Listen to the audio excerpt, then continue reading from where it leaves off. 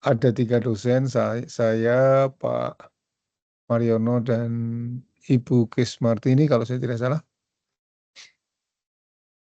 Masing-masing dosen mendapatkan alokasi maksimal 5 pertemuan, jadi saya sudah maksimal. Minggu depan insya Allah Anda ketemu dengan Pak Mariono atau Bu Kismartini.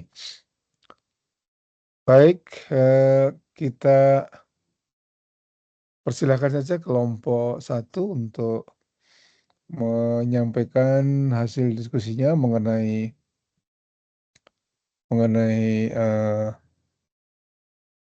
tangga partisipasi Sheryl Ensin dikontekstualisasikan dengan praktek perencanaan di Indonesia. Updated materi sudah saya kirim ke Kormat, lalu mudah-mudahan sudah di-share kepada Anda semua. Silakan kelompok 1.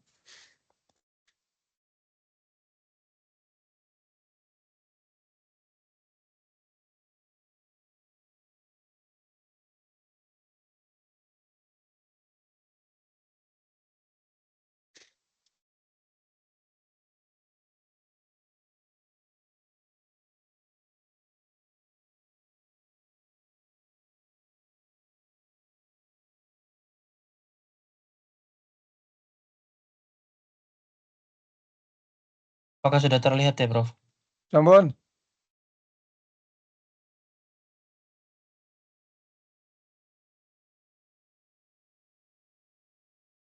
Baik, Assalamualaikum warahmatullahi wabarakatuh. Waalaikumsalam. Kami dari kelompok yang pertama, saya Hafri Hadianto, dan nanti akan disambung oleh Mbak Cornelia Novita Ferawati, akan menjelaskan mengenai terkait teori tangga partisipasi dalam proses penyusunan desain tata ruang dan wilayah.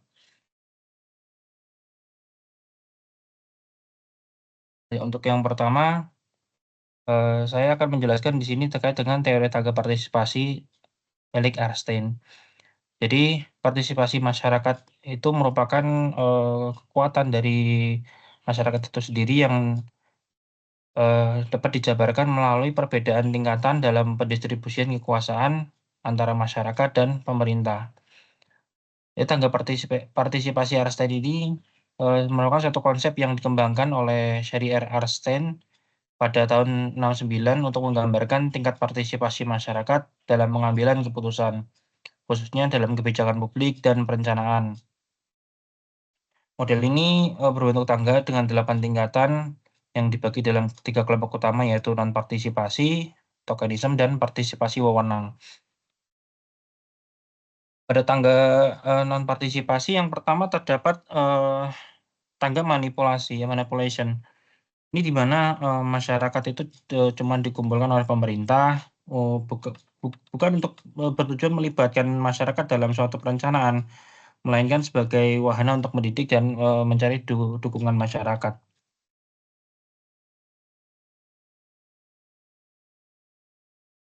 Dalam hal ini tidak terjadi komunikasi memang antara pemerintah dan masyarakat. Untuk yang kedua yaitu tangga terapi. Dalam hal ini peran serta masyarakat itu merupakan bukan menjadi suatu fokus utama bagi pemerintah, karena pada level ini sudah terjadi komunikasi satu arah dari pemerintah ke masyarakat, cuman yang sifatnya terbatas.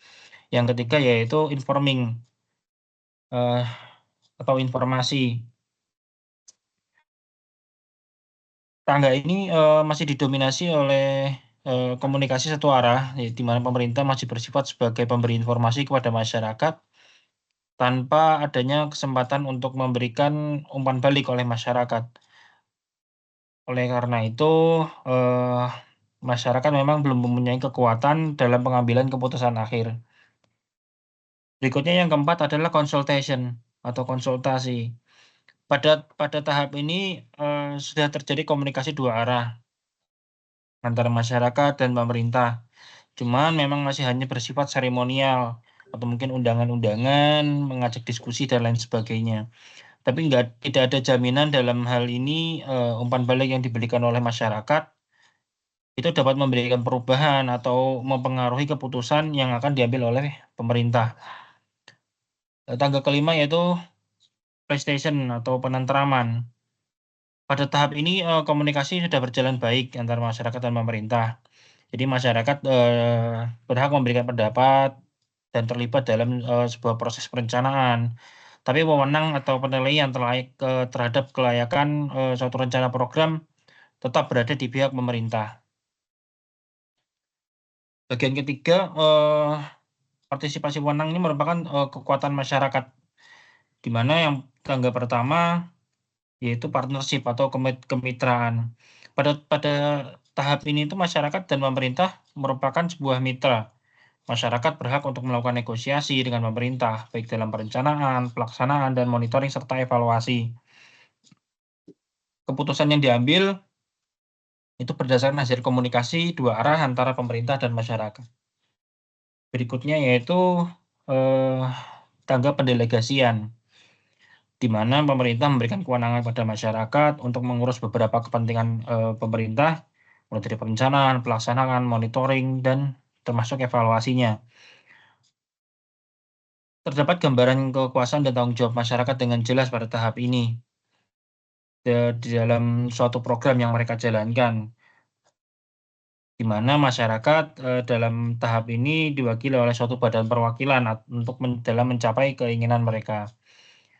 Lalu yang terakhir adalah bagian tertinggi dari tangga partisipasi, yaitu citizen control atau wewenang masyarakat, di mana pada tingkatan ini masyarakat itu diberi kewenangan sepenuhnya dalam mengelola kegiatan yang menyangkut kepentingan mereka tanpa campur tangan pemerintah. Masyarakat sudah sampai pada tahapan pengawasan yang berhak menyampaikan teguran secara langsung jika terjadi pelanggaran yang tidak sesuai dengan perencanaan. Berikutnya akan dijelaskan oleh Mbak Cornelia Novita.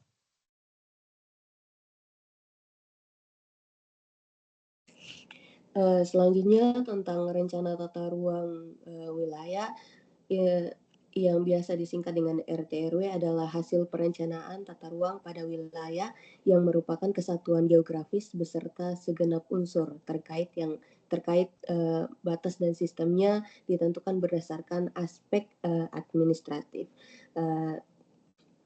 Kami mengambil proses penyusunan ini dari Undang-Undang Nomor 11 Tahun 2021 Pasal 5, di mana tahap-tahapnya ada tahapan persiapan, yang berikutnya tahapan pengumpulan data dan informasi, yang ketiga pengolahan data dan analisis, yang keempat perumusan konsepsi, dan yang kelima adalah penyusunan rancangan peraturan daerah tentang RT/RW, provinsi, kabupaten, dan kota. Selanjutnya, Pak.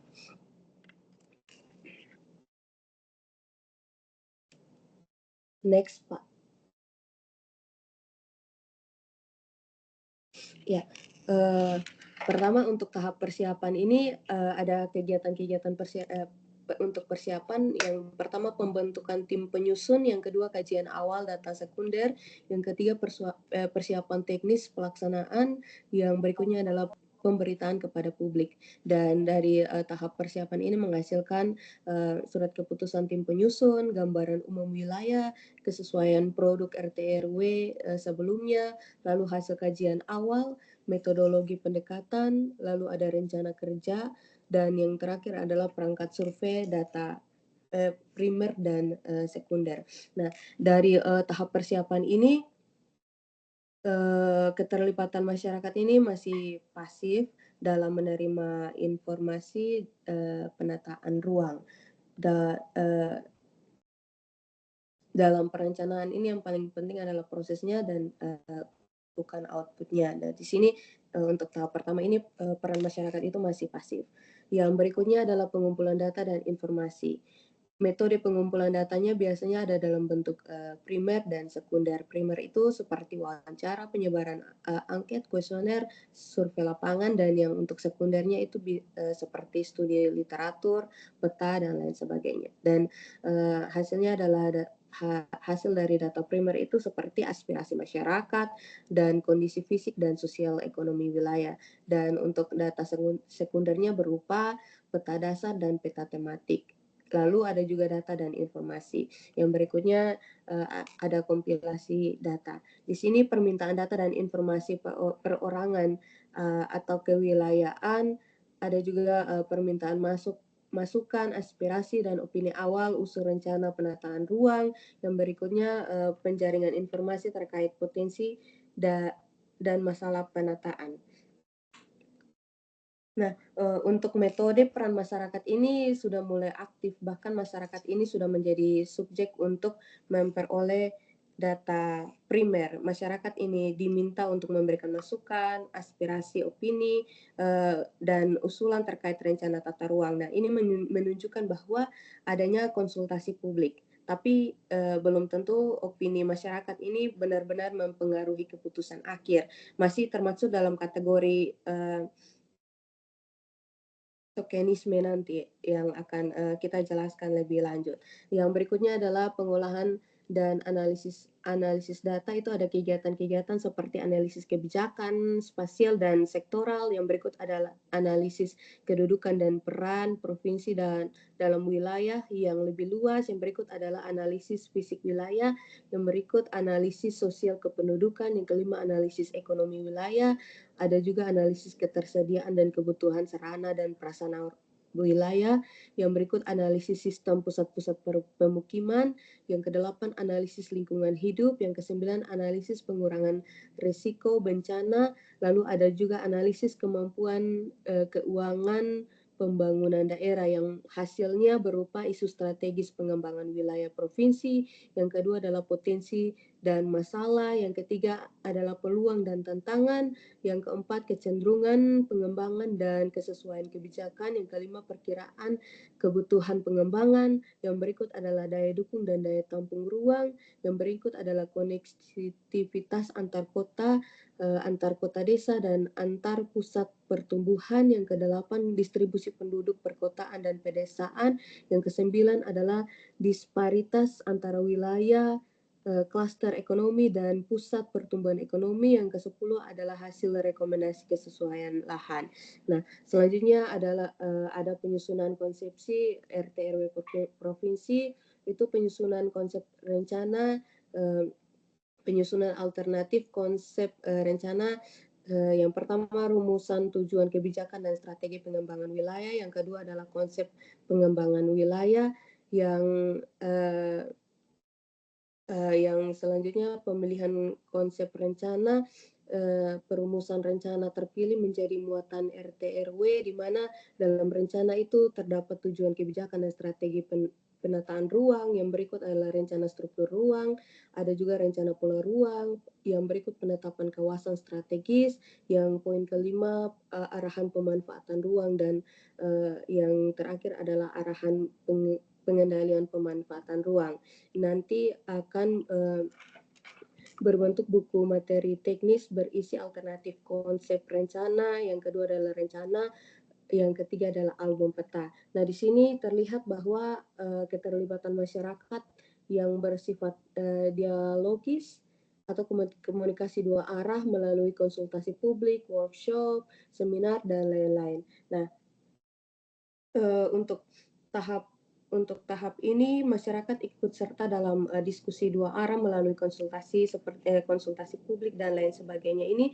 Nah, konsultasi publik ini dilakukan minimal 2 kali untuk menjamin transparansi dan partisipasi masyarakat dalam penyusunan konsep RT RW, pengajuan usulan, keberatan, dan sanggahan.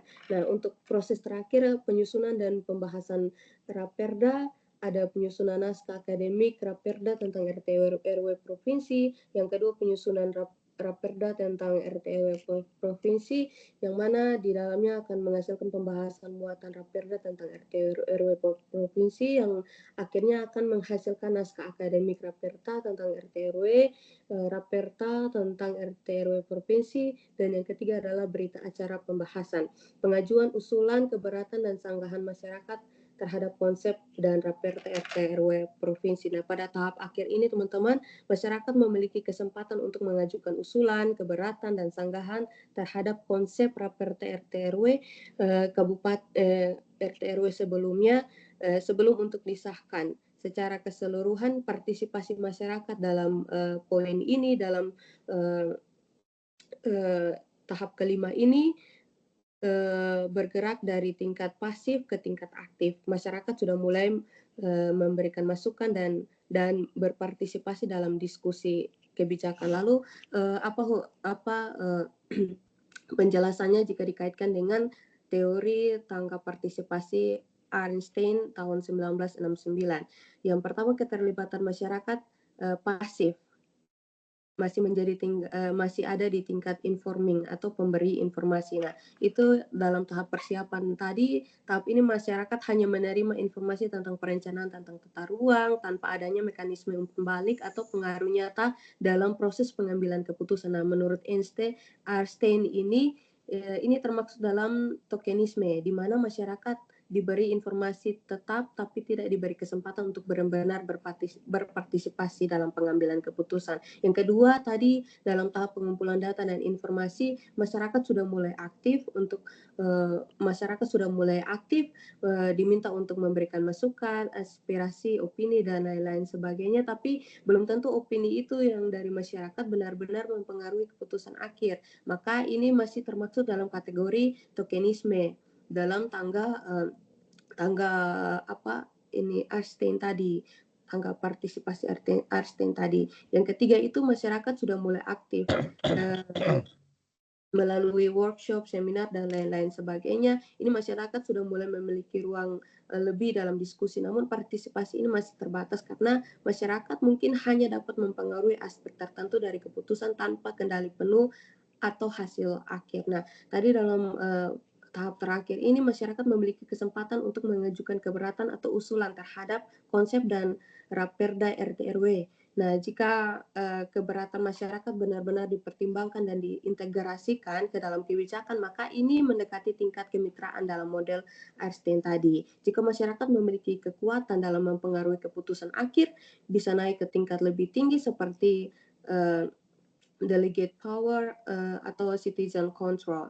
Nah, kesimpulannya dalam bagian ini tingkat partisipasi masyarakat itu bervariasi dari informing atau pemberi informasi hingga partnership atau kemitraan, tapi belum mencapai kontrol penuh oleh warga atau masyarakat. Artinya meskipun masyarakat terlibat dalam berbagai tahap perencanaan RT RW, tapi keputusan akhir tetap berada di tangan pemerintah dan pemangku kepentingan utama. Demikian hasil presentasi kami. Waktu selanjutnya kami kembalikan kepada Bapak, kepada Prof. Oke, terima kasih. Ini gambar yang terakhir ini apa itu, pelabuhan atau pembangkit tenaga listrik gitu ya. Nah, oke, yang ini kayak apa ya, kayak mall gitu, ada mall, ada gedung pencakar langit gitu ya. Oke, makasih Mas Afri dan Mbak Cornelia. Biar aja di situ, jangan di stop sharing, biar teman-teman tahu. Ya, oke. Ya ini, oke. Kita undang teman-teman lain untuk memberikan masukan.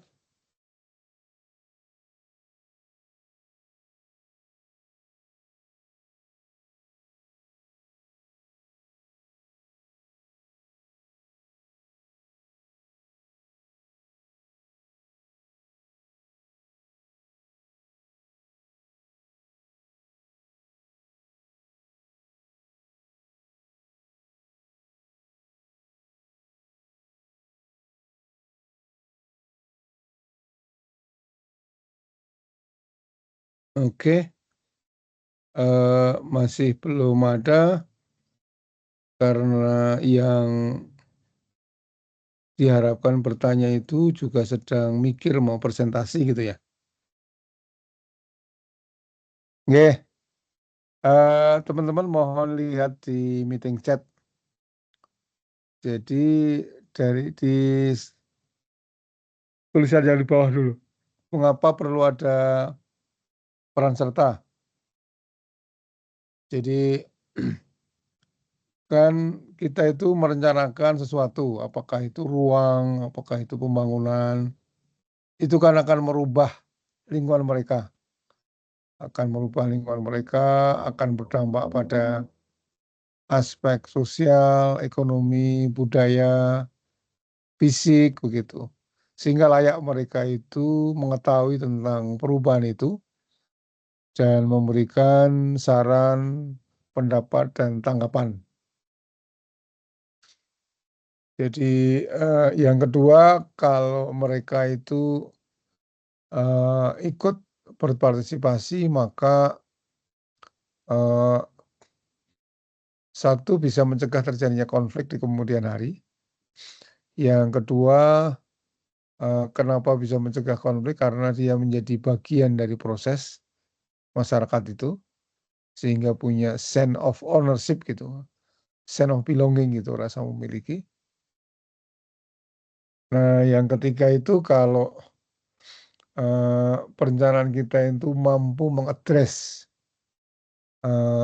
saran, pendapat, dan tanggapan masyarakat atau isu-isu sosial, itu kualitas perencanaan kita akan lebih bagus gitu. Jadi apalagi sekarang ini rencana tata ruang itu menjadi topik yang sangat panas gitu. Kalau teman-teman mengikuti, eee, pemberitaan di media arus utama maupun media sosial, itu betapa banjir di Jabodetabek, Sukabumi, dan tempat-tempat lain itu ujungnya adalah tata ruang. Jadi tata ruang kita itu ditengarai lebih berpihak kepada, investor, kepada pemilik modal, eee, tidak kepada kepentingan lingkungan dan masyarakat. Sehingga yang menjadi korban adalah masyarakat, eee, yang, eee, notabene bukan pemrakarsanya. Itu yang pertama. Yang kedua, eee, tadi sudah disinggung oleh teman-teman kelompok 1 meskipun tidak eksplisit ya. Jadi kualitas partisipasi publik itu kriterianya ada 2. Satu adalah representativeness, keterwakilan. Jadi orang-orang yang, eee, terpengaruh oleh dampak dari kegiatan kita, dari perencanaan kita, itu terwakili di dalam, proses partisipasi publik itu.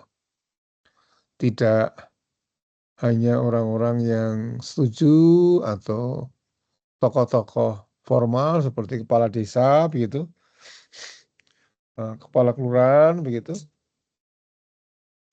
tetapi juga seluruh masyarakat yang kita identifikasi sebagai terdampak. Itu yang pertama. Yang kedua adalah substantif, artinya adalah saran, pendapat, dan tanggapan. Itu istilah yang di AMDAL, partisipasi dalam AMDAL itu SPT. SPT bukan pajak ya, tapi saran, pendapat, dan tanggapan masyarakat itu diakomodasi dalam pengambilan keputusan. Itu menunjukkan kualitas yang baik. Nah, coba kita lihat di slide yang berikutnya setelah ini.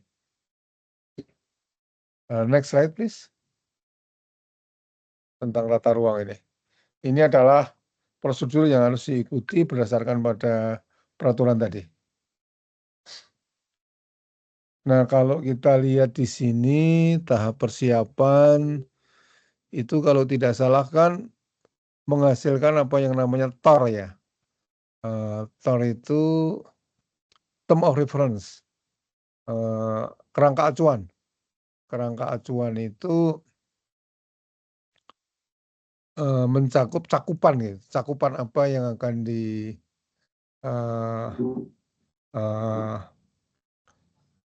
eee diwadahi di dalam tata ruang itu. Nah, cakupan itu sekaligus menggambarkan di sana adalah the existing RT RW-nya. Kemudian pengumpulan data. Nah, tadi Mbak Cornelia menyampaikan kabar kepada kita, dalam pengumpulan data itu ada proses partisipasi, yaitu wawancara. Cuman wawancara itu apa namanya, sebuah partisipasi yang lebih banyak one way gitu ya, satu arah begitu. Jadi itu partisipasi yang tidak begitu aktif. Pengolahan dan analisis data ini oleh perencana kan, kemudian menyusun konsep. Nah, di konsep itu biasanya masyarakat juga ikut gitu. Biasanya dalam bentuk seminar, curah pikir begitu, dalam forum yang luas begitu. Pembahasan rancangan itu sebelum dibahas di DPRD ya. Jadi kira-kira begitu. Nah, dilihat dari situ saya kira apa yang disampaikan kelompok 1 tadi benar, bahwa ruang itu sudah ada.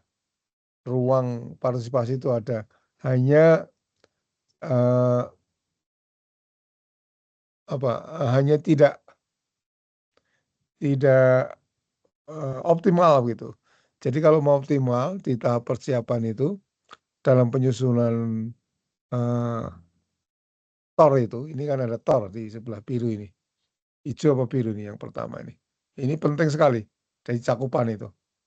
Cakupan itu apakah tata ruang itu semata-mata diorientasikan kepada pertumbuhan ekonomi, usaha begitu, atau juga melindungi kepentingan lingkungan dan masyarakat. Ini penting gitu.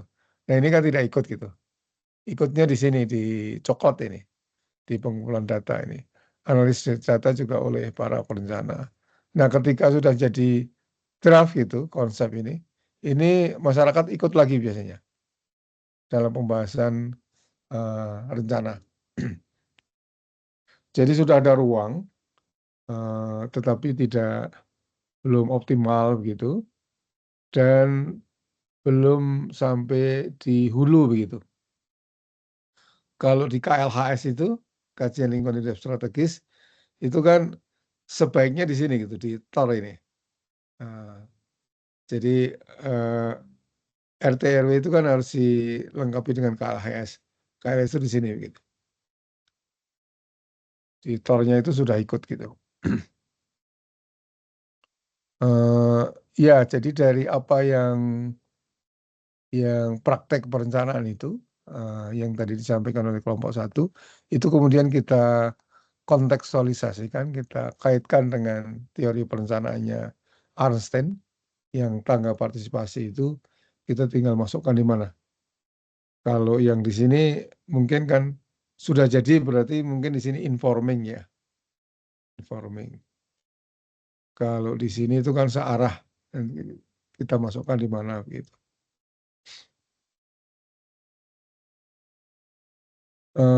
Itu yang kira-kira kalau kita menganalisis tentang praktek RT RW.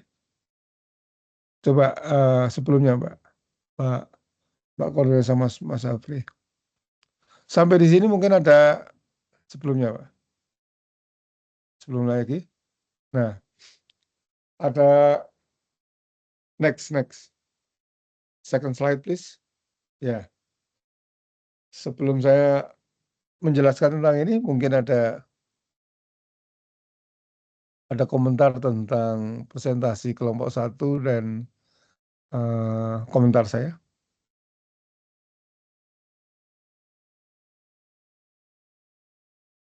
Izin Prof. Monggo Mas Afri. Sekaligus menyampaikan pertanyaan yang muncul ketika penyusunan materi presentasi pada hari ini juga. Itu apakah ada kemungkinan bisa dilakukan proses citizen control dalam proses RT RW, Prof.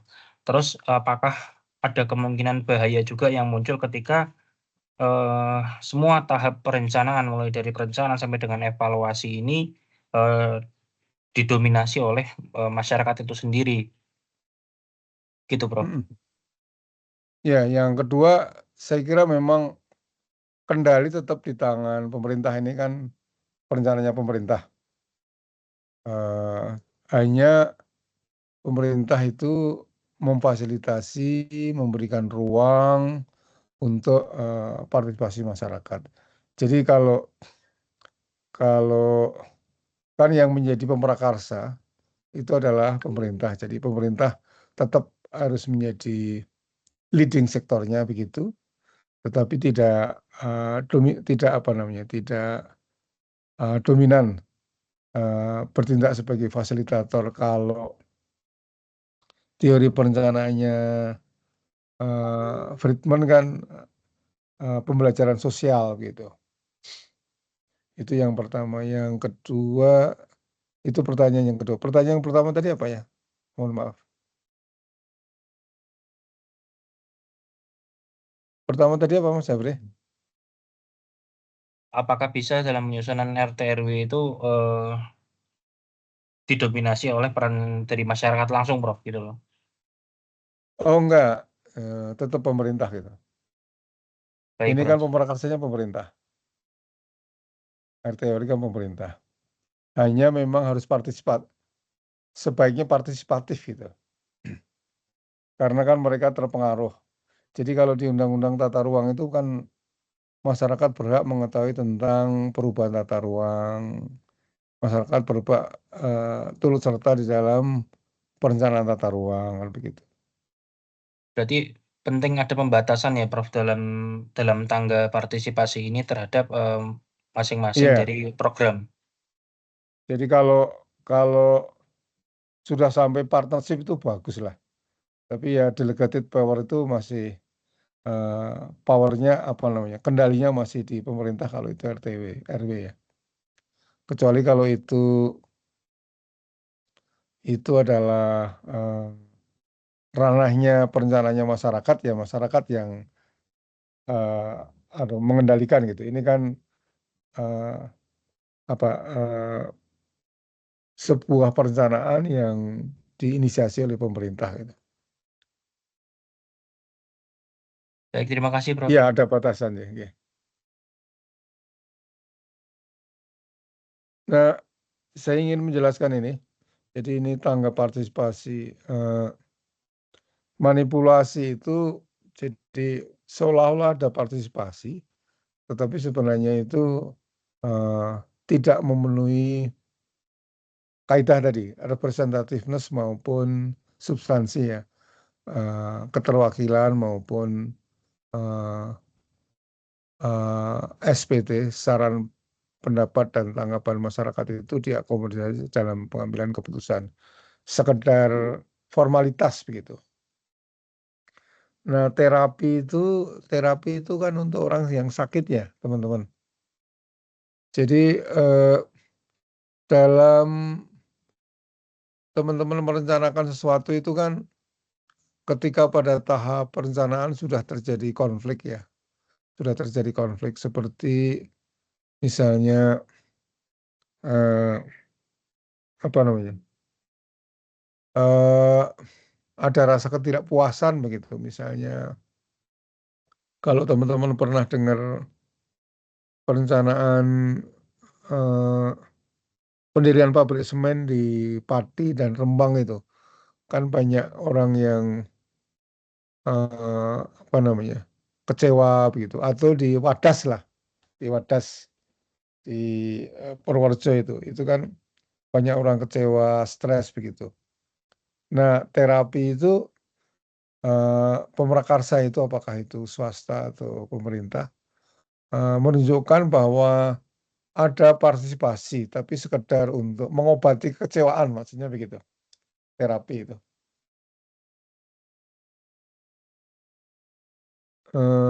Informing itu sudah ada, jadi kalau RTW itu barangnya sudah ada, sudah 70%, 80% jadilah. Lalu masyarakat memberikan masukan. Konsultasi sudah lebih bagus lagi. Placation itu peredaman ya. memang paling tidak itu ada partnership itu, ada kesetaraan begitu, meskipun tetap kendali di tangan pemerintah begitu ya. Kalau dalam kesetaraan itu kan memandang masyarakat itu sebagai partner dan masukan, tanggapan mereka itu yang relevan, itu kemudian diakomodasi dalam pengambilan keputusan.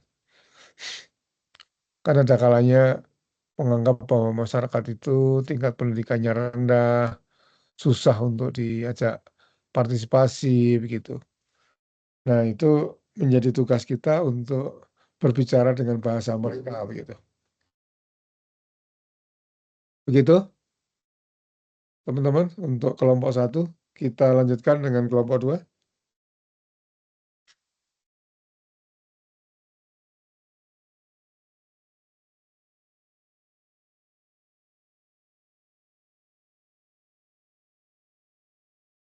Izin share screen, Prof. Monggo.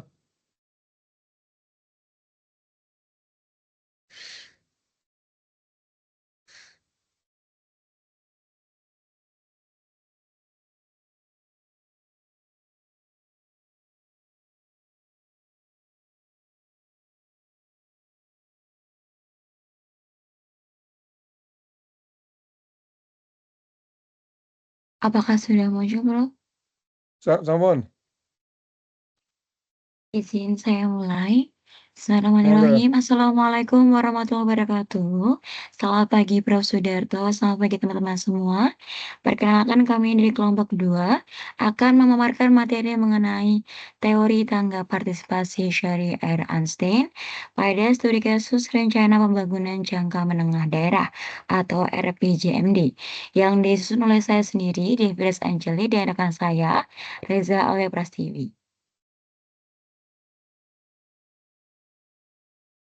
Ya, sebelumnya kita harus tahu sendiri apa itu teori tangga partisipasi. Teori tangga partisipasi dari Shari-R Einstein pada tahun 1969 mengklasifikasikan tingkat partisipasi masyarakat dalam proses pengambilan keputusan menjadi ke-8 tingkat yang terbagi ke dalam 3 kategori utama. Yang pertama yaitu adanya partisipasi, kedua tokenisme, dan ketiga ada kekuatan warga. RPJMD sendiri atau Rencana Pembangunan Jangka Menengah Daerah adalah dokumen di mana dokumen perencanaan pembangunan daerah untuk jangka waktu 5 tahun yang memuat visi, misi, tujuan, sasaran, strategi, dan arah kebijakan pembangunan daerah dan serta program prioritas kepala daerah yang terpilih. RPJMD ini disusun sebagai tindak lanjut dari visi dan misi kepala daerah yang disampaikan saat kampanye dan ditetapkan setelah kepala daerah terpilih atau dilantik. Pertama, ada kategori non-partisipasi. Yang pertama yaitu manipulasi. Dalam konteks RPJMD ini, manipulasi terjadi jika masyarakat hanya dilibatkan secara formalitas. Seperti halnya sosialisasi yang hanya memberikan informasi tanpa peluang, memberikan masukan atau musrenbak, musyawarah perencanaan pembangunan, yang hanya sekadar secara acara seremonial saja. Poin yang kedua, tahapan kedua yaitu adalah terapi, di mana masyarakat mungkin diajak dalam kegiatan yang seolah-olah memberdayakan, tetapi sebenarnya hanya untuk memenuhi syarat administratif saja, tanpa ada pengaruh nyata terhadap kebijakan RPJMD ini. Selanjutnya akan dilanjutkan oleh rekan saya. Kepada Saudara Reza dipersilahkan. Baik, selanjutnya ada tokenisme. Tokenisme ini menggambarkan partisipasi masyarakat yang lebih simbolis, yang bersifat simbolis, di mana masyarakat memang diberi ruang untuk menyampaikan pendapat, tetapi tidak memiliki pengaruh nyata dalam pengambilan keputusan. Dalam konteks penyusunan RPJMD ini, tokenisme terjadi ketika pemerintah daerah melibatkan masyarakat dalam diskusi atau musyawarah seperti musrenbang itu, tetapi keputusan akhir tetap di tangan pemerintah tanpa kewajiban untuk mempertimbangkan masukan dari masyarakat. Nah, tingkatan tokenisme ini ada 3. Yang pertama informasi, di mana pemerintah memberikan informasi kepada masyarakat tentang program RPJMD yang telah direncanakan. Namun proses ini bersifat satu arah tanpa mekanisme umpan balik yang efektif. Kemudian yang kedua ada konsultasi, di mana melibatkan masyarakat melalui forum publik, survei atau musrenbang. Masyarakat dapat menyampaikan pendapatnya, tetapi keputusan akhir tetap di tangan pemerintah. Sehingga partisipasi ini sering dianggap sebagai pencitraan partisipatif. Kemudian yang ketiga ada penenangan. Masyarakat mungkin memiliki perwakilan dalam tim penyusunan RPJMD, tetapi tanpa kewenangan nyata dalam pengambilan keputusan. Contohnya masyarakat diundang dalam diskusi kelompok atau FGD, tetapi hanya sebagai pelengkap formalitas proses. Gitu. Nah, saat ini itu kebanyakan daerah masih berada di tingkat tokenisme, di mana masyarakat hanya dilibatkan tanpa benar-benar berpengaruh. Jadi tokenisme dalam RPJMD ini bukanlah partisipasi yang sebenarnya, tetapi hanya sebatas melibatkan masyarakat untuk formalitas tanpa memberikan mereka kekuatan nyata dalam pengambilan keputusan. Next.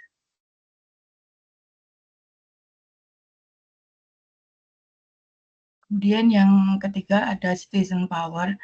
Nah, citizen power ini adalah tingkatan tertinggi dari teori tangga partisipasi Einstein, di mana masyarakat tidak hanya diajak bicara, tetapi juga memiliki kendali nyata dalam pengambilan keputusan. Nah, di tahap ini itu masyarakat bisa mempengaruhi kebijakan dan turut serta dalam pelaksanaan serta pengawasan pembangunan.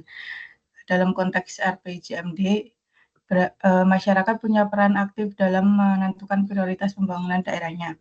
Nah, tujuan utamanya itu masyarakat memiliki pengaruh nyata dalam pengambilan keputusan termasuk dalam perumusan, pelaksanaan, dan evaluasi kebijakan RPJMD. Tingkatan dari citizen power ini ada 3. Yang pertama, kemitraan atau partnership, di mana pemerintah dan masyarakat bekerja sama dalam proses penyusunan RPJMD. Misalnya, masyarakat terlibat dalam tim teknis bersama-sama menyusun prioritas pembangunan daerah dan ikut serta dalam monitoring dan evaluasi. Kemudian yang kedua ada pendelegasian kekuasaan. Masyarakat memiliki kekuatan untuk mempengaruhi keputusan utama dalam RPJMD. Misalnya, kelompok masyarakat tertentu diberi kewenangan untuk menentukan proyek prioritas di wilayahnya. Kemudian yang ketiga ada kendali masyarakat, kendali warga atau masyarakat. Masyarakat di sini memiliki kontrol penuh terhadap beberapa aspek dalam penyusunan RPJMD. Contohnya, pemerintah memberikan anggaran partisipatif di mana masyarakat menentukan sendiri proyek dan penggunaan anggarannya. Next. Nah, saat ini tingkat partisipasi masyarakat dalam penyusunan RPJMD ini masih berada di tingkat tokenisme, di mana mereka diberi ruang untuk berbicara, tetapi tidak memiliki pengaruh nyata dalam pengambilan keputusan. Untuk meningkatkan partisipasi ini, strategi yang dapat diterapkan yaitu yang pertama, meningkatkan transparansi dan akses informasi agar masyarakat memahami RPJMD dengan lebih baik. Kemudian yang kedua, mengoptimalkan musrenbang agar lebih inklusif, sehingga suara masyarakat benar-benar didengar. Kemudian yang ketiga, meningkatkan kemitraan antara pemerintah dan masyarakat agar kebijakan ini tuh lebih partisipatif. Kemudian yang keempat, mendelegasikan kekuasaan ke masyarakat, sehingga mereka memiliki peran nyata dalam perencanaan dan implementasi pembangunan. Nah, dengan menerapkan strategi ini, partisipasi masyarakat dalam RPJMD dapat berkembang dari sekadar formalitas menjadi keterlibatan aktif ya, yang berdampak nyata dalam kebijakan pembangunan daerah. Next. Ini untuk daftar pustaka yang kami gunakan. Sekian presentasi dari kelompok kami. Mungkin ada tanggapan atau pertanyaan dari teman-teman atau Prof. Sudarto.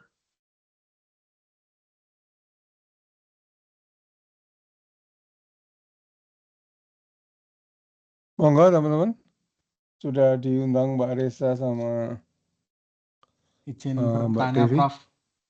Monggo Mas Samsul. Izin bertanya untuk Mbak Devi dan Mbak Reza. Tadi itu kan dijelaskan bahwa penyusunan RPJMD lebih cenderung ke tokenisme.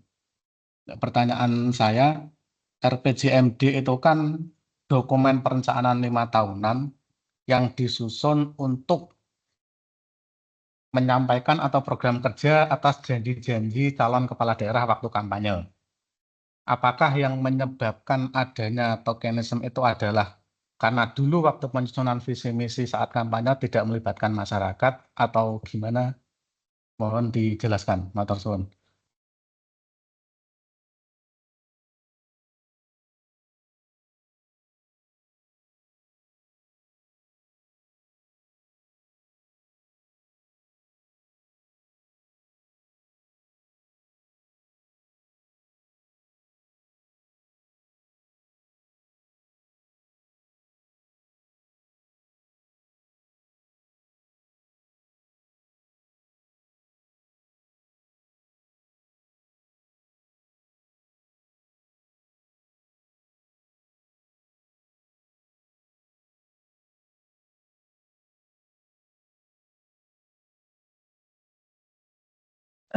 Izin menjawab, Mas. Maaf kalau ada yang kurang.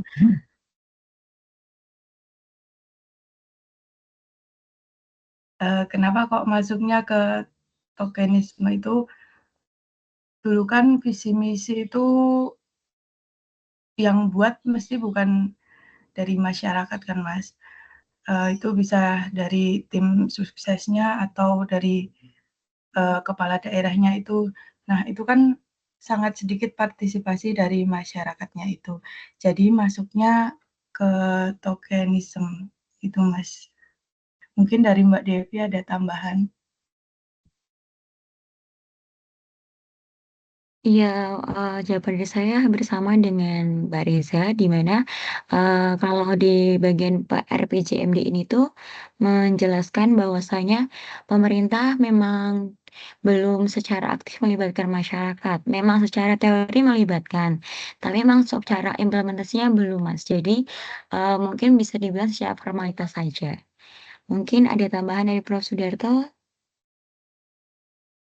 Iya. Eh, bagus sekali pertanyaannya dan juga jawabannya. Eh, jadi visi itu adalah cita-cita. Cita-cita 5 tahun ke depan itu Semarang, Jawa Tengah, Indonesia seperti apa. Kalau misi adalah mandat gitu ya. Jadi visinya apa gitu. Kalau misinya jelas. Misi itu mandat apa yang harus dilaksanakan. Yang harus ditanyakan adalah visinya apa gitu. Nah, visi yang disampaikan di kampanye itu kan perlu dielaborasi dalam RPJMD ya. Sehingga terjemahan atau apa namanya. Kalau yang di visi yang di kampanye itu kan masih teknokratik ya, yang disusun oleh tim sukses. Tim sukses kan belum menyeluruh, belum melibatkan seluruh pemangku kepentingan, tapi dari sisi, terutama dari sisi partainya ya. Meskipun mungkin ada pakar juga, tapi terbatas gitu. Nah itu kan perlu dielaborasi di dalam RPJMD ya. Di RPJMD kan lebih luas ya. Cakupannya, kemudian tiap tahun mesti harus kalau itu dituangkan di Renstra kan harus dijabarkan tiap tahunan. Milestone-nya atau roadmap-nya itu harus jelas begitu. Nah ini yang kemudian melibatkan seluruh pemangku kepentingan. Jadi kan istilahnya ketika sudah menjadi pejabat negara itu kan idealnya ya, kita bicara ideal, pengabdian kepada partai itu berakhir gitu. Jadi sekarang menjadi miliknya semua masyarakat. sehingga harus bisa mewakili semua kepentingan masyarakat. Itu idealnya. Jadi ketika sudah jadi presiden, jadi gubernur, wali kota, bupati itu ya milik kita semua, meskipun ya dari sebuah partai, tetapi dedikasi atau pengabdiannya kepada partai itu seharusnya sudah berakhir menjadi pengabdiannya kepada negara, kepada bangsa gitu. Sehingga perlu masukan pendapat dari seluruh stakeholder, pemangku kepentingan gitu. Gitu Mas Samsul kira-kira. Iya, Prof. Atur suwun. Nah, istilah tokenisme, kalau teman-teman suka apa nama,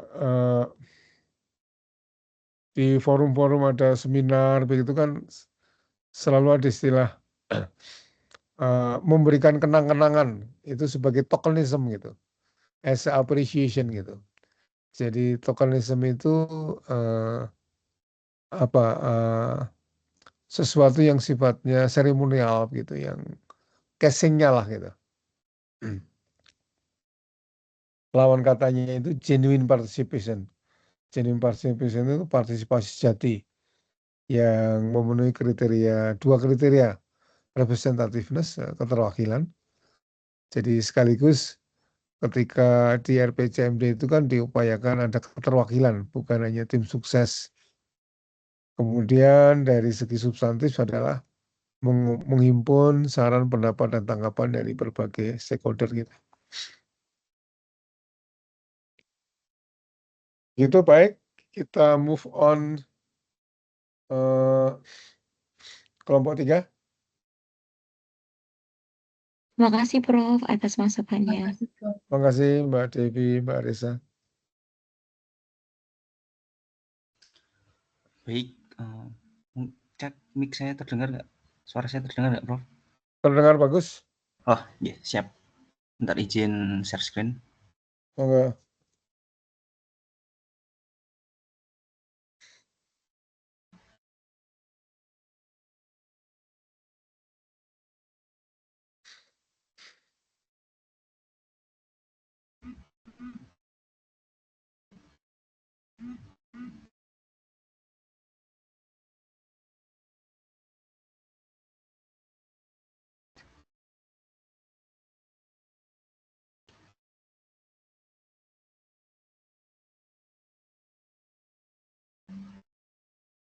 Apakah sudah terlihat?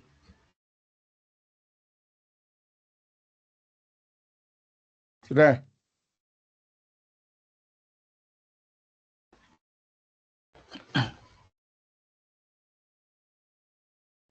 Baik, terima kasih atas kesempatannya. Kami dari kelompok 3 yang beranggotakan Muhammad Uti Mas'ud, saya sendiri, dan rekan saya Sapna Suryanti Tias akan menjelaskan tentang teori tangga partisipasi ARSTEN dalam kebijakan penyusunan penanganan COVID-19. Oke, yang pertama akan dijelaskan oleh Sapna.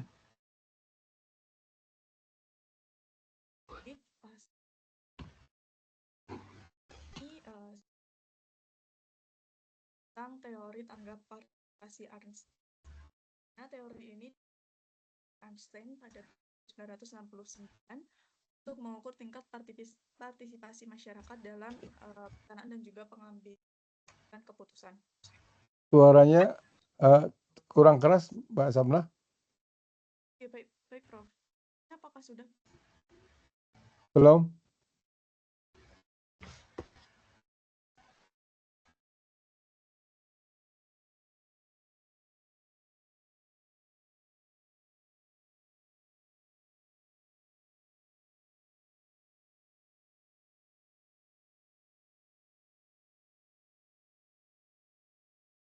Halo, cek.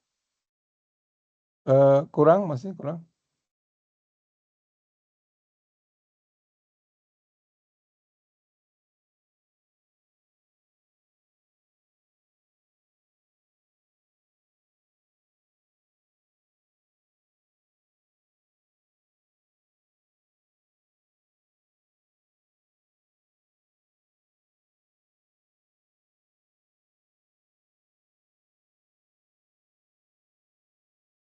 Kalau ini bagaimana, Prof? Iya, lebih bagus. Silakan. Oke, Prof. Jadi untuk teori tangga partisipasi Einstein itu dikembangkan oleh seri Einstein pada tahun 1969 untuk mengukur tingkat partisipasi masyarakat dalam perencanaan dan juga proses pengambilan keputusan. Nah, dalam teori ini, seri Einstein membagi menjadi 8 tingkat partisipasi masyarakat dalam proses pengambilan keputusan. Untuk kelompok kami mendapatkan studi kasus partisipasi masyarakat dalam pengambilan kebijakan untuk COVID-19. COVID-19 ini pertama kali terdeteksi di kota Wuhan, Cina pada tahun 2019 dan menyebar ke seluruh dunia termasuk Indonesia. Nah, untuk tingkatannya ini sendiri itu ada yang pertama ada manipulasi di mana masyarakat hanya diberikan alat untuk melegitimasi keputusan yang sudah dibuat oleh pemerintah tanpa adanya keterlibatan yang nyata. Contohnya, pemerintah mengadakan acara seremonial atau kampanye vaksinasi tanpa melibatkan masyarakat dalam perencanaan atau pengambilan keputusan. Untuk contoh lain itu pemerintah Indonesia melalui Kementerian Kesehatan melakukan kampanye informasi tentang COVID-19 melalui media sosial dan televisi, namun dengan tujuan untuk mengarahkan opini masyarakat dan mempengaruhi perilaku mereka. Lalu yang kedua ada terapi, di mana masyarakat diberikan edukasi untuk menerima kebijakan yang sudah ditetapkan oleh pemerintah tanpa adanya ruang untuk memberikan masukan. Contohnya, pemerintah hanya memberikan sosialisasi tentang pentingnya vaksinasi tanpa membuka ruang dialog atau masukan dari masyarakat. Pemerintah Indonesia juga menyediakan layanan konseling dan dukungan psikologis untuk masyarakat yang terkena dampak COVID-19, namun hanya dengan tujuan untuk mengurangi stres dan juga kecemasan masyarakat. Next.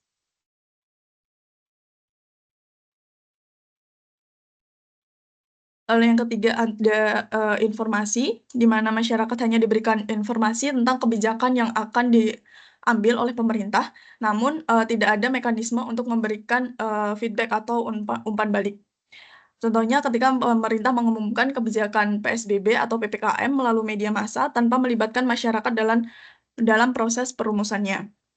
Pemerintah Indonesia juga menyediakan informasi tentang COVID-19 melalui situs web resmi dan juga media sosial, namun masyarakat tidak memiliki kesempatan untuk memberikan masukan atau partisipasi dalam proses pengambilan keputusan tersebut.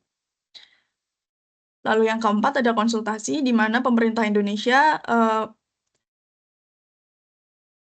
mengajak masyarakat untuk memberikan masukan melalui konsultasi, namun keputusan akhir tetap ada di tangan pemerintah. Contohnya ketika pemerintah mengadakan survei atau forum diskusi untuk mengetahui pendapat masyarakat tentang kebijakan vaksinasi, tetapi hasilnya tidak selalu diimplementasikan. Pemerintah Indonesia juga melakukan konsultasi dengan pakar kesehatan dan organisasi masyarakat sipil untuk mendapatkan masukan tentang kebijakan penanganan COVID, namun masyarakat tidak memiliki kesempatan untuk ikut dalam pengambilan keputusan. Next.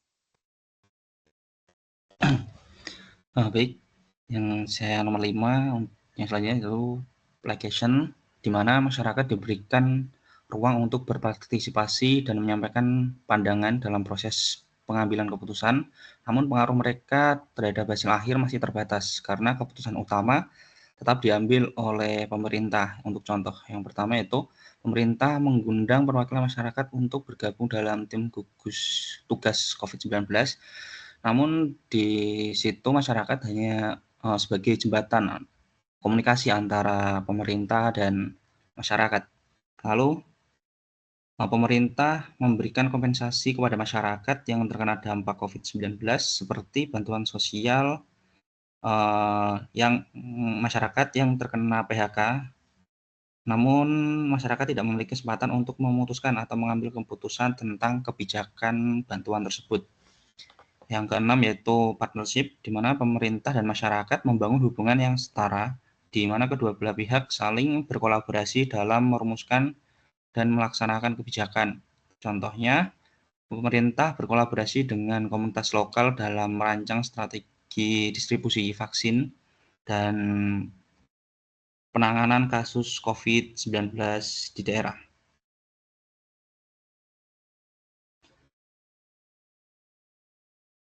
Namun di situ masyarakat memiliki kesempatan untuk berpartisipasi dalam proses pengambilan keputusan, namun masih belum memiliki kontrol penuh.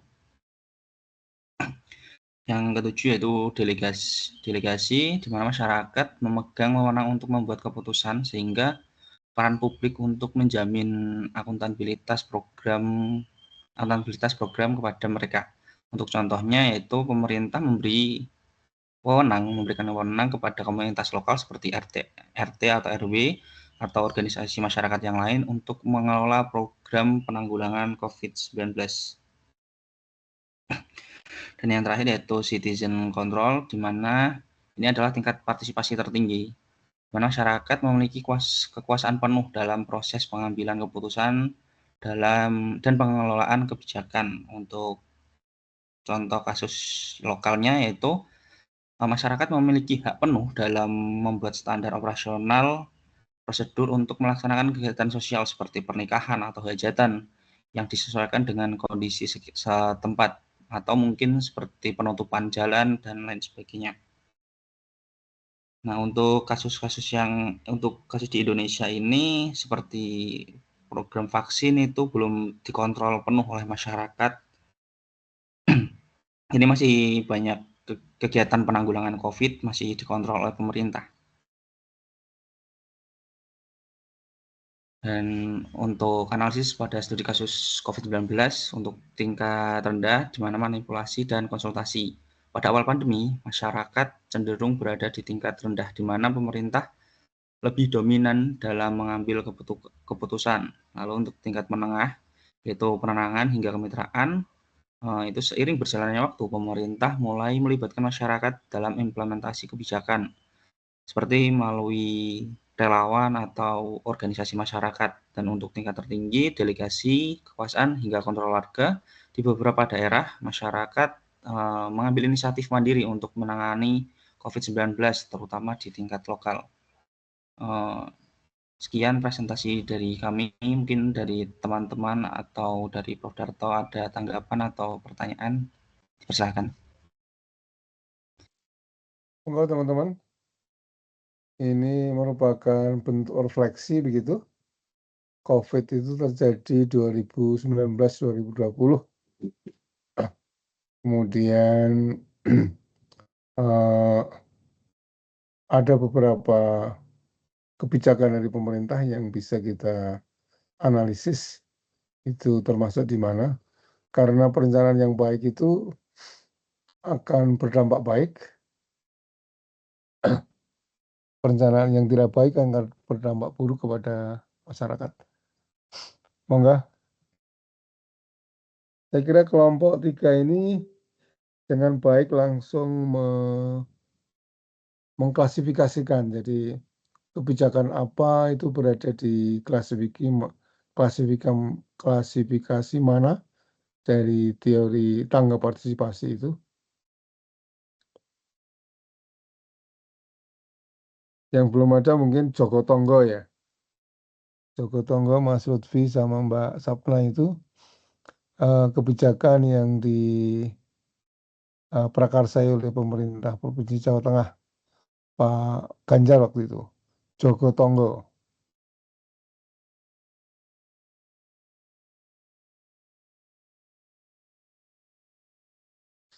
Memberikan informasi siapa yang di tetangganya itu yang terkena COVID, kemudian memberikan bantuan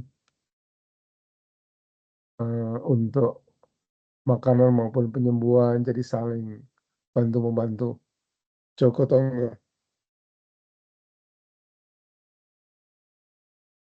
Monggo teman-teman. Ini bertanya, Prof. Monggo Mas Samsul. COVID itu kan salah satu keadaan luar biasa ya. Kalau dalam pemerintah itu kan istilahnya dalam keadaan darurat. Pasti Iya, dalam keadaan darurat itu kita perlu kebijakan yang cepat. Bahkan iya, kadang tidak butuh waktu lama, 1 hari, 2 hari, kepala daerah harus segera melakukan suatu kebijakan sehingga proses-proses 8 tangga itu tidak bisa dilaksanakan. Bahkan masyarakat iya. pun kadang tahu-tahu sudah ada kebijakan seperti ini. Apakah kondisi darurat itu bisa dimaklumi terkait proses perencanaan itu, Pak? Suwun. Iya. Kita persilakan dulu Mas Lutfi sama Mbak Sapna untuk memberikan tanggapan.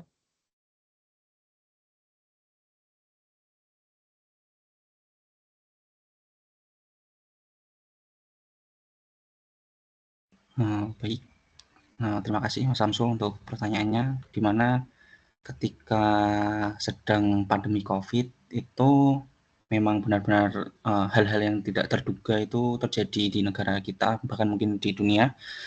Untuk peraturan-peraturan darurat mungkin kayak lockdown atau mungkin jam-jam yang tidak boleh, yang mungkin melibatkan kerumunan banyak itu tiba-tiba diadakan. Nah itu mungkin kalau misalkan kondisinya darurat dan itu baik untuk masyarakat, menurut saya itu bisa dilakukan oleh pemerintah secara langsung gitu, Mas. Mungkin itu tanggapan dari saya, gimana dari Sapna atau mungkin tanggapan dari Prof. Darto? Mbak Sapna ada tambahan? Mohon maaf Prof, tadi pertanyaannya apa ya Prof? Soalnya saya barusan reconnect, jadi cuman terdengar di akhirnya saja pertanyaannya.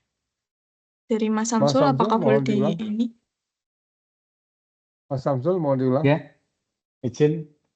Pada prinsipnya itu kan COVID itu kan suatu kondisi darurat yang membutuhkan kebijakan yang sangat cepat. Ketika pusat mengeluarkan surat edaran, saat itu juga daerah harus segera membuat suatu perwal atau SE wali kota. Maka dengan adanya kondisi darurat itu otomatis proses perencanaan tidak bisa dilaksanakan dari pendapat masyarakat dan lain sebagainya. Apakah kondisi darurat itu juga bisa dimaklumi dengan adanya proses perencanaan atau tetap kita harus melakukan proses perencanaan sebagaimana umumnya? Baik, izin menjawab. Kalau menurut saya, dalam kondisi darurat seperti itu, mungkin dalam proses penyusunan kebijakan ini mungkin masih bisa dimaklumi. Namun kebijakan itu menurut saya tetap harus ada evaluasi, di mana evaluasi kebijakan ini nantinya harus melibatkan masyarakat dalam pengambilan keputusan untuk kedepannya kebijakan ini lebih baiknya seperti apa. Seperti itu, Mas. Terima kasih. Iya, makasih Mas Samsul, Mbak Sapna dan Mas Lutfi. Teman-teman lain mudah-mudahan juga penyimak. Jadi istilah negara hadir ya, negara harus hadir. Itu memang harus cepat. Seperti banjir itu. Banjir itu kan dalam keadaan yang darurat ya, emergensi, harus cepat gitu. Menyelamatkan terutama adalah nyawa. Negara harus hadir begitu. Betul memang dalam keadaan seperti itu memang harus cepat. Tapi kalau bentuknya peraturan memang sebaiknya dengan pertimbangan dari stakeholder ya. Tapi kalau tindakan cepat, COVID harus segera ditangani, iya. Kemudian banjir yang sampai 1 meter, 2 meter memang harus cepat gitu. Kebijakan-kebijakan itu cepat membantu gitu. Nah, memang meskipun tidak dengan partisipasi, tetapi setidak-tidaknya itu mendayagunakan kearifan lokal gitu. Misalnya di sana itu ada kelompok-kelompok masyarakat yang berbasis kepada keswadayaan gitu, itu bisa didayagunakan. Juga pada COVID misalnya. COVID itu kan ada kearifan-kearifan lokal, misalnya RT, RW, atau posyandu, itu bisa didaya gunakan untuk kalau di masyarakat adat itu kan ada juga kearifan lingkungan di dalam menjaga kesehatan, dan ternyata di masa COVID itu masyarakat adat itu termasuk kelompok masyarakat yang sedikit atau hampir tidak terkena COVID-19 ya, karena kearifan mereka. Nah, seperti itu yang mesti harus didaya gunakan. Tetapi ketika itu sudah berjalan begitu ya, misalnya kebijakan tentang Joko Tonggo kalau di Jawa Tengah itu. Nah, itu yang saya kira pendapat masukan itu diperlukan ya. Vaksinasi dan sebagainya itu kan sudah berjalan, sudah tingkat pemulihan namanya.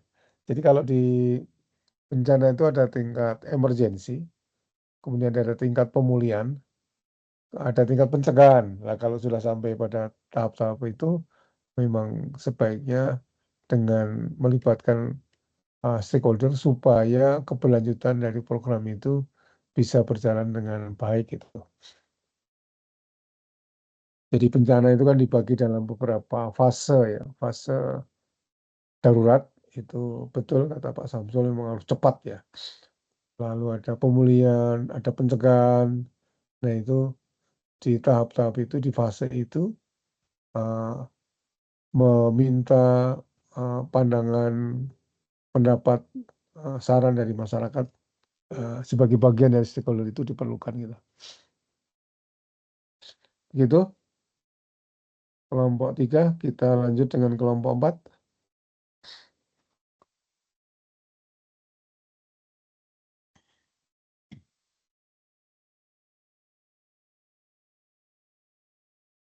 Kelompok 3 mohon stop sharing.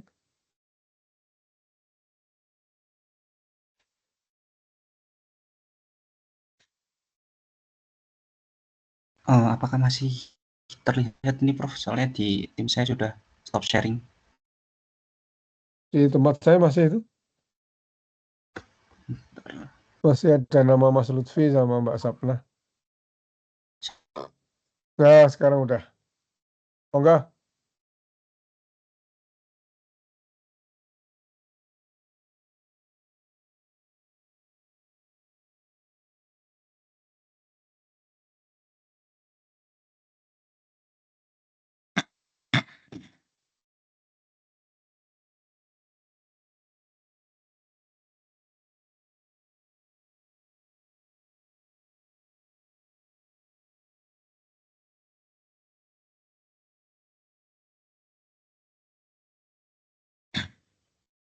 Dimulai, Prof. Iya, sampun kelihatan. Assalamualaikum warahmatullahi wabarakatuh. Waalaikumsalam warahmatullahi. Ya, kami dari kelompok 4, yaitu saya sendiri Samsul Arifin dan Mas Ruji akan mencoba menjelaskan terkait proses penyusunan Undang-Undang Cipta Kerja yang kita kaitkan dengan teori tangga partisipasi Einstein untuk memframe peran serta masyarakat. Kita tahu bahwa penyusunan Undang-Undang Cipta Kerja penuh dengan drama, banyak demo waktu itu, sehingga kemudian keluar Perpu dan Perpu dijadikan undang-undang. Terus kemudian sekarang pun undang-undang itu sudah menjadi Undang-Undang Nomor 6 Tahun 2023 tentang penetapan Perpu 2 Tahun 2022, dan sebagian pun sudah dicabut dengan Undang-Undang Nomor 1 Tahun 2022 tentang hubungan keuangan pusat dan daerah. Lanjut, Mas. Terus bagaimana proses penyusunan Undang-Undang Cipta Kerja menggunakan 8 tingkatan peran serta masyarakat atau teori Einstein 1969. Sudah dijelaskan dari awal bahwa 8 tingkatan tangga itu dibagi menjadi 3 kategori atau 3 kelompok. Yang pertama yaitu ketidakikutsertaan atau non-partisipan. Yang pertama yaitu memberdayakan pemegang kekuasaan atau manipulation, di mana pada tahap ini masyarakat hanya dipergunakan untuk mendukung adanya agenda dari pihak yang berkuasa tanpa adanya peran nyata. Dalam konteks penyusunan Undang-Undang Cipta Kerja, proses penyusunannya yang cepat dan kurang transparan. Hal ini menunjukkan adanya indikasi manipulasi, yaitu masyarakat tidak diberikan ruang untuk berpartisipasi secara efektif. Pemerintah dan DPR memiliki kontrol penuh atas penyusunan ini dengan minimnya transparansi kepada publik di tahap awal. Sehingga pada waktu itu banyak sekali demo di mana-mana. Kemudian yang kedua yaitu terapi atau mengobati. Pada tahapan ini masyarakat hanya dianggap sebagai objek yang perlu diperbaiki atau diarahkan, tanpa adanya kesempatan bagi mereka untuk berpartisipasi aktif. Dalam konteks Undang-Undang Cipta Kerja, pemerintah mungkin beranggapan bahwa masyarakat belum memahami sepenuhnya manfaat undang-undang ini, sehingga partisipasi mereka dianggap tidak esensial. Jadi semuanya tetap atas kendali pemerintah. Lanjut, Mas. Kemudian bagian yang kedua yaitu tingkat partisipasi pasif atau degree of tokenism. Yang ketiga yaitu menginformasikan atau informing. Di sini informasi kepada masyarakat namun sifatnya satu arah sebagaimana yang tadi sudah dijelaskan oleh Prof. Darto. Informasi juga disampaikan setelah keputusan diambil, sehingga masyarakat tidak memiliki kesempatan untuk memengaruhi proses. Yang kita tahu pada waktu itu tiba-tiba Undang-Undang Cipta Kerja sudah akan disahkan, tanpa kita tahu proses di baliknya. Kemudian yang kemarin yaitu yang keempat yaitu konsultasi. Dalam kasus Undang-Undang Cipta Kerja, pemerintah mengadakan konsultasi publik meskipun hanya ada forum konsultasi, banyak masukan masyarakat yang diabaikan. Karena seperti yang tadi disampaikan hanya seremonial atau menggugurkan kewajiban. Kemudian yang kelima yaitu penentraman atau placation. Pada tahap ini masyarakat memiliki peran dalam proses penyusunan, akan tetapi keputusan akhir tetap di tangan pihak berkuasa atau pemerintah. Seperti adanya beberapa perwakilan dari masyarakat yang ikut dilibatkan dalam diskusi, namun tidak memiliki kekuatan untuk memengaruhi hasil akhir. Selanjutnya akan dijelaskan oleh Mas Ruci.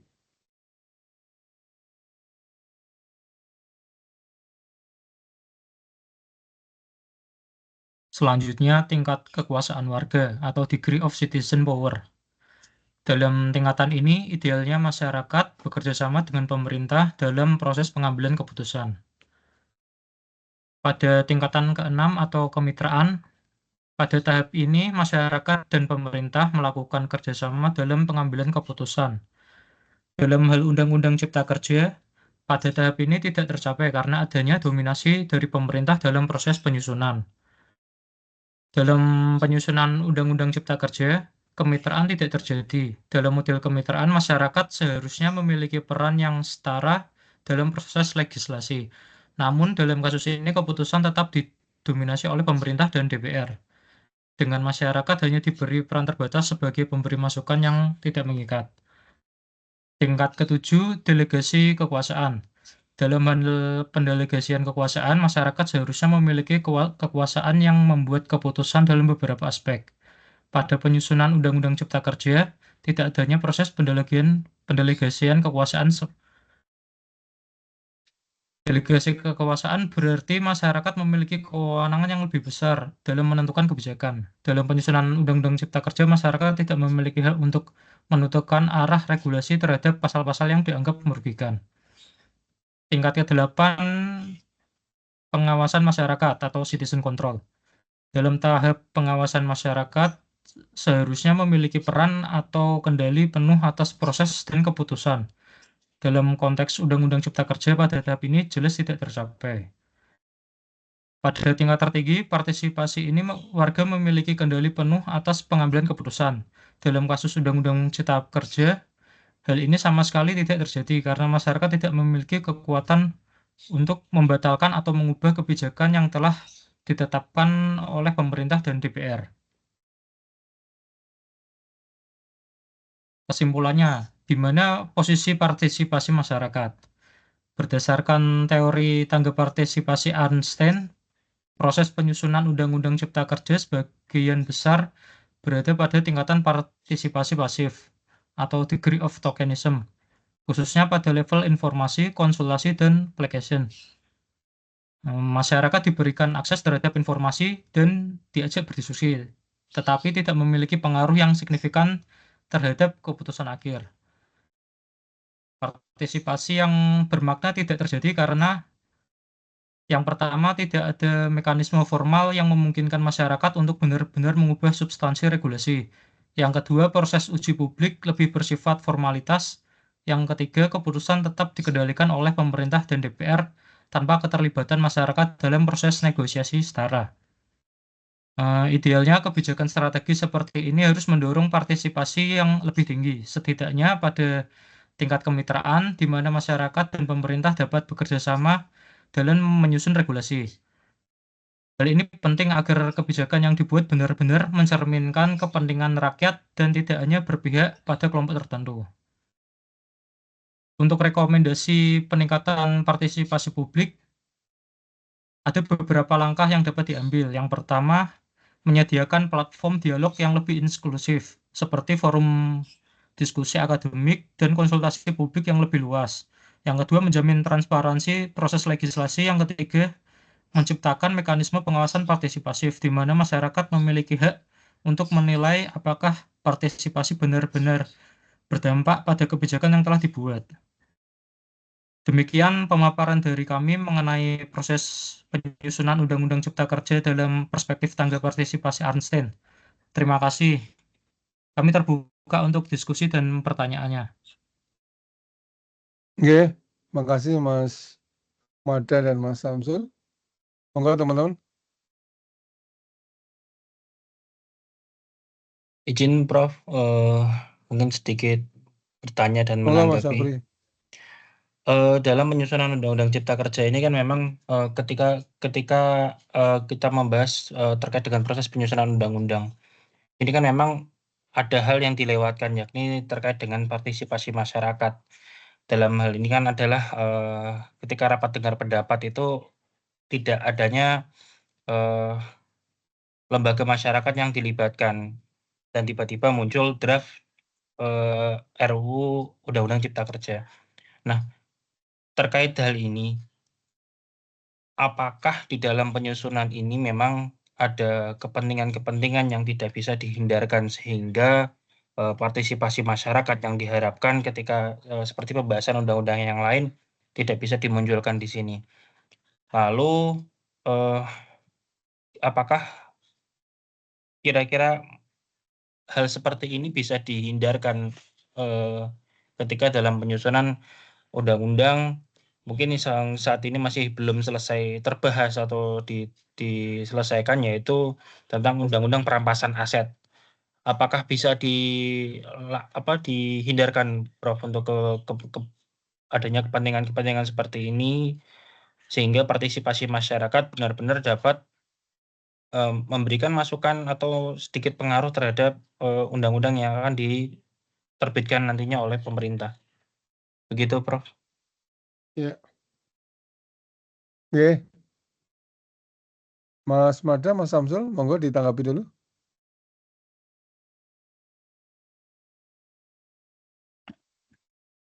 Izin untuk menanggapi yang terkait pertanyaan pertama, apakah dalam penyusunan Undang-Undang Cipta Kerja itu ada suatu kepentingan karena terkesan tergesa-gesa. Saya kira semua penyusunan undang-undang pasti memiliki suatu kepentingan, entah kepentingan yang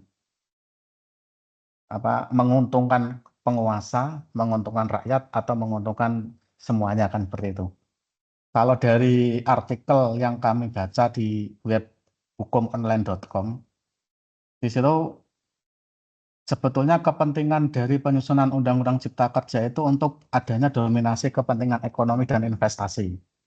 Salah satu tujuan utama yaitu menarik investasi dan meningkatkan kemudahan untuk berusaha.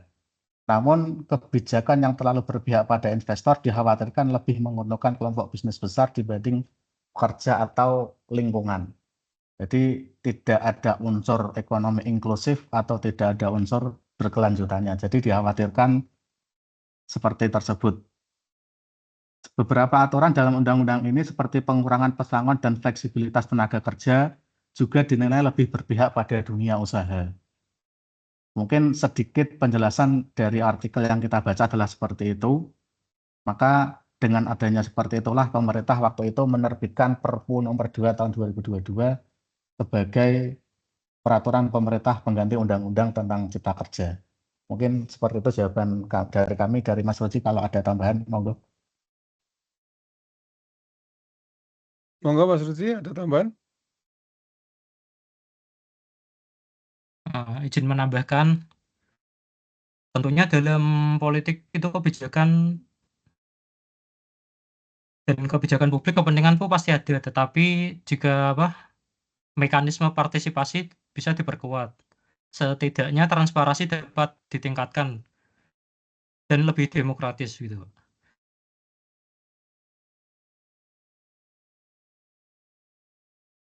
Oke, eh, ya saya kira yang disampaikan Mas Samsul sama Mas Ruci atas pertanyaan Mas Hafri, saya kira cukup membantu kita bahwa tujuan dari diterbitkannya Undang-Undang Cipta Kerja itu untuk menciptakan ekosistem usaha. Jadi selama ini ekosistem usaha itu sangat panjang, berbelit-belit, membutuhkan waktu yang lama begitu sehingga perlu ada omnibus law, undang-undang yang menaungi, yang mengamandemen lebih dari 76 undang-undang saya kira. Penyederhanaan prosedur.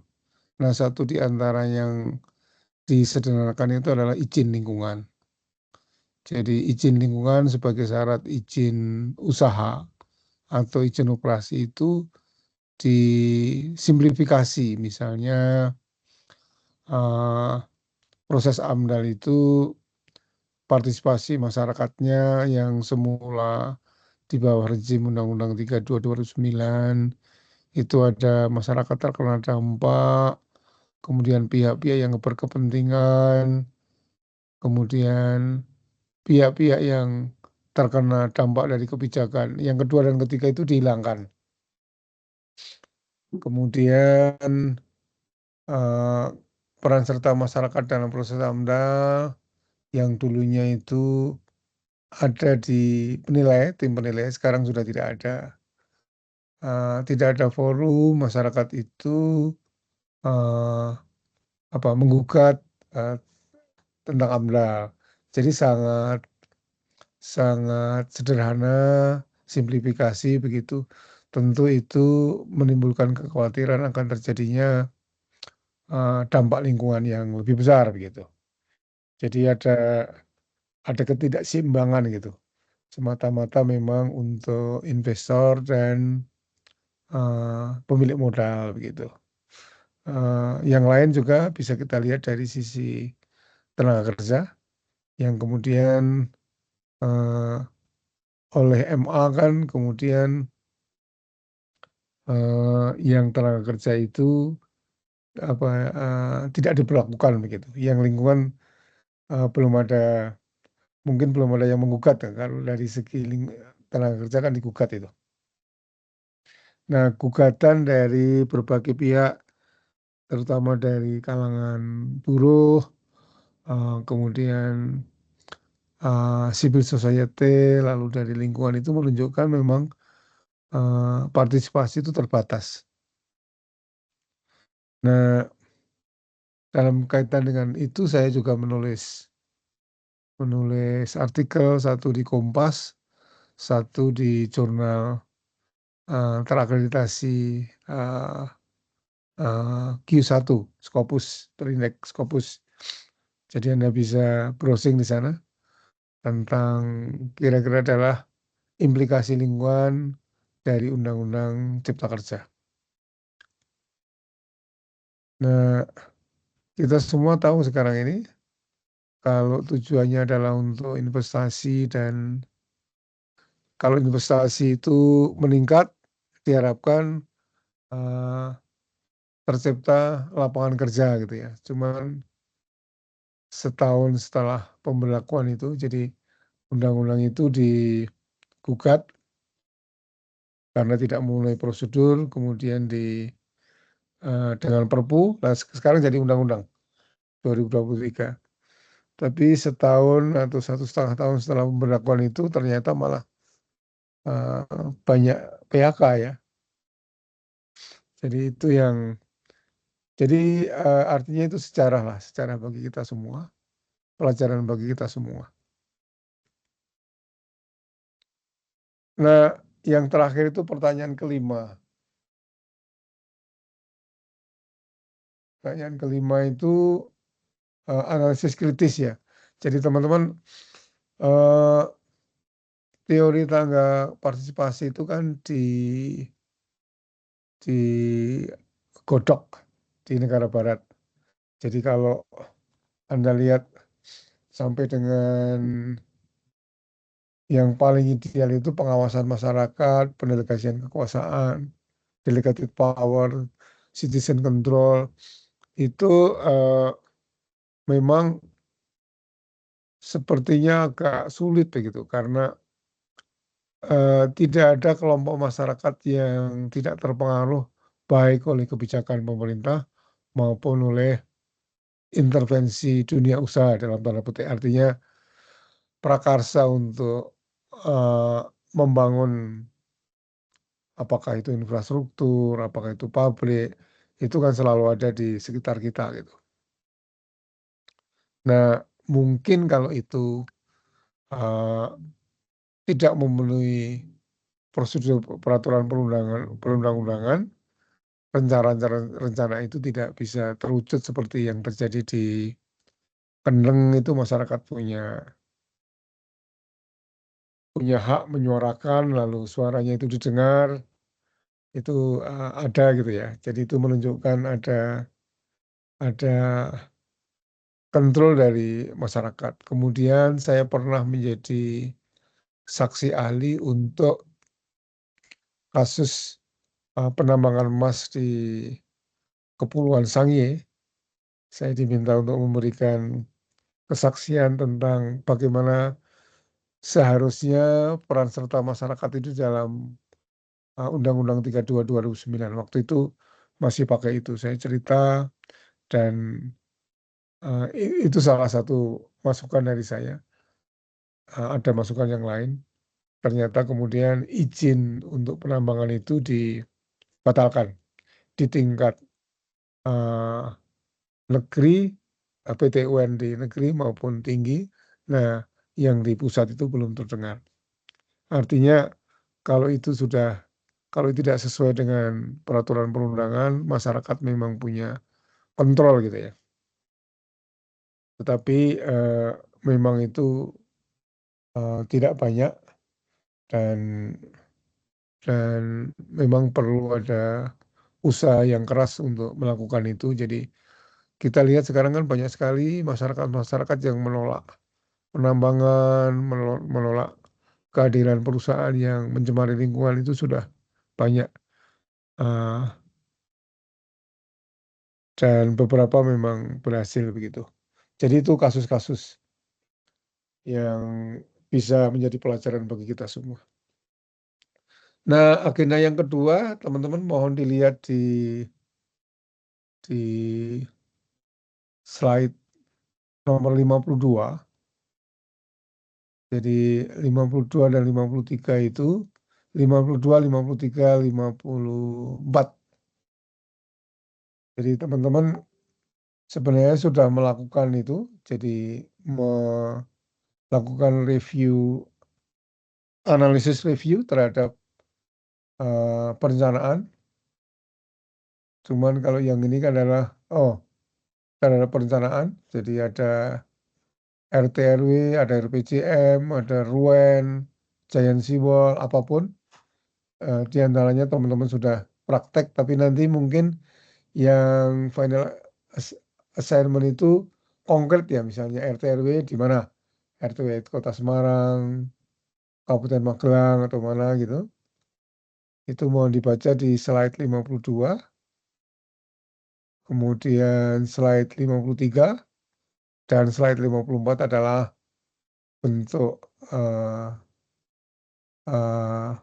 tugasnya, tugas akhirnya, yaitu dalam format Words, maksimal 5 halaman, termasuk referensi, poinnya 12, spasi 1,5, dikirimkan ke Kormat kemudian memformat dalam Google Drive, dan kemudian mengirimkan ke email saya, yang khusus menerima tugas dari mahasiswa itu Gmail, selambat-lambatnya tanggal UTS. Jadi teman-teman UTS dari saya tidak ada UTS, adanya adalah tugas take home yang ini.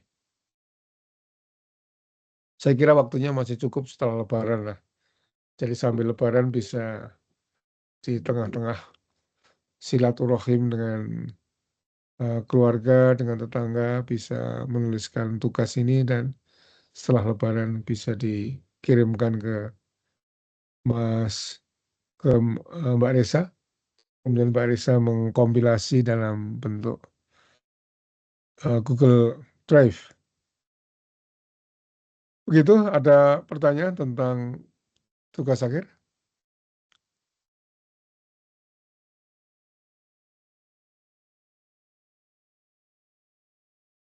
Tidak ada, jelas berarti. Baik. Saya akhiri, terima kasih.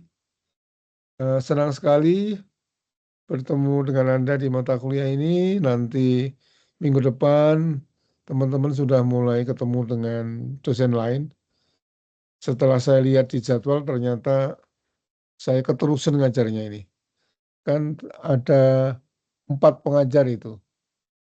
Pak Mariono, Sudarto, Kismartini, Hartuti. Jadi sebenarnya maksimal hanya 4, saya kok sampai 5 ya. Pikiran saya hanya 3. Ya bonus lah. Terima kasih. Selamat melanjutkan ibadah puasa bagi yang menjalankan. Semoga diberikan kemudahan dan kelancaran. Dan kita dimasukkan dalam golongannya orang-orang yang bertakwa. Saya akhiri. Wassalamualaikum warahmatullahi wabarakatuh. Waalaikumsalam Waalaikumsalam warahmatullahi warahmatullahi wabarakatuh. wabarakatuh. Terima kasih, Terima kasih, Bro. Pak. Terima kasih teman-teman. Terima kasih, Prof. Sehat. Oke. Ya, Sehat.